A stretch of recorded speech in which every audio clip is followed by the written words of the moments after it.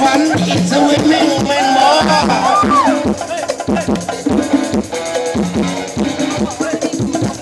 ตะวันเพิ่งกระโผล่พ้นขอบฟ้ามีเวลาให้คนเราอีกมากมายพาชีวิตก้าวไปสู่ยังจุดหมายเป็นเสียงเป็นเสียงใครก็น่าลองดูเลยเกิดมาเป็นคนลาฝันมีรางวัลฝันใฝ่ให้ใฝ่ฝันมีชีวิตเกิดมาแค่ครั้งเดียวเท่านั้นอย่าไปมันสังกัดตายไปว่า